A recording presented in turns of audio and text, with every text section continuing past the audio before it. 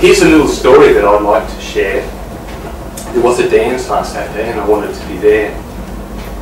But already it was Friday night and I had not yet found a Sheila who would go with me. There was none left around. I didn't have my girlfriend because she'd run off with my mate and my Kingswood was so rusty that I couldn't get a date. So I was just despairing when right out of the blue I walked around the corner and there was Mary Lou. I wasn't really ready, I knew I looked a fright, but maybe Mary Lou would go with me on Saturday night. I hadn't used my Brill cream and I'd lost my plastic phone. I didn't have a cigarette, so I left them all at home in Larracone. I didn't have my tie on, I had dirty underwear, but I went and asked her anyway because I didn't care. I hadn't used my roll-on and the underarms weren't good, but if I didn't ask her then I knew I never would. And so without delaying I said, "Hey Mary Lou, you know that dance tomorrow night? Could I go there with you? Go with you?" She flashed her angel eyes at me and I thought she would say no, but instead she said, "Come pick me up at 8 o'clock to go." I was real excited. I felt a throbbing in my heart. My stomach went all gooey and I worried on my fart. I knew I had to go quickly then. I said, "I'll be there at 8. Mary smiled sweetly and I said, "I won't be late. I won't be late." Saturday night came quickly round and I was dressed to kill. I was real excited and my heart was thumping still as I drove around to Mary's place and knocked upon the door. I waited for a little while, then knocked again some more. My mother came eventually and said, "What can I do?" And I smiled and said politely I'd come for Mary Lou. But her mother looked confused, so I asked, "Isn't Mary ready?" And she said, "I'm sorry, but she's just gone off to the dance with Freddie." I was quite taken aback. I knew not what to think. Mary Lou had stood me up. I felt my whole heart sink. Went back to my car and then decided what to do. I had to go and teach old Freddie Jones a thing or two. So I drove off to the dance hall and parked outside the door.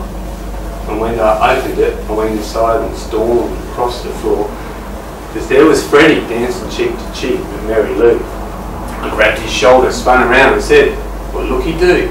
I told him straight, "I'm sorry mate, but you're dancing with the girl."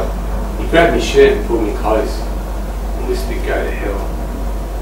So I straightened up my collar. I said, "Fred, your head's all bone." And he punched me in the stomach and I gave a little groan. I said, "Listen mate, you better stop messing me around." And he kicked me in the kneecap and I completely drowned. I looked up at Mary Lou and she seemed to be amused.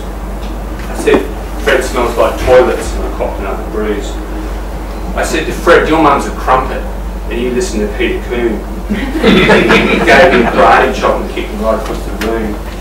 And there I sat against the wall while Fred and Mary Lou danced the Saturday night away, you know, it made me want to spew. But then, quite unexpectedly, Fred got suddenly ill.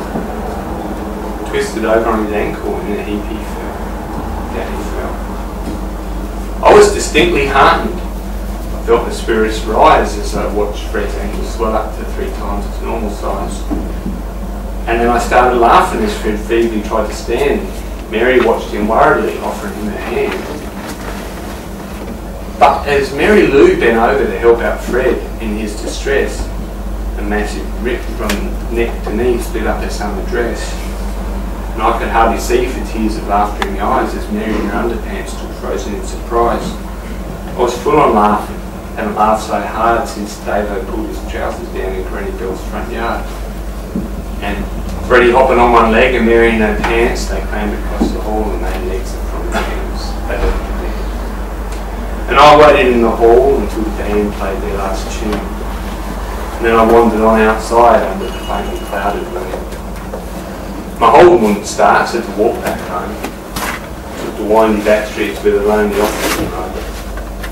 And then it started raining, so I quickened up my pace. And raindrops ran rivers down the face of my face. And with a good 4 hours left to early morning light, I danced a quiet 2-step through the rainy Saturday night.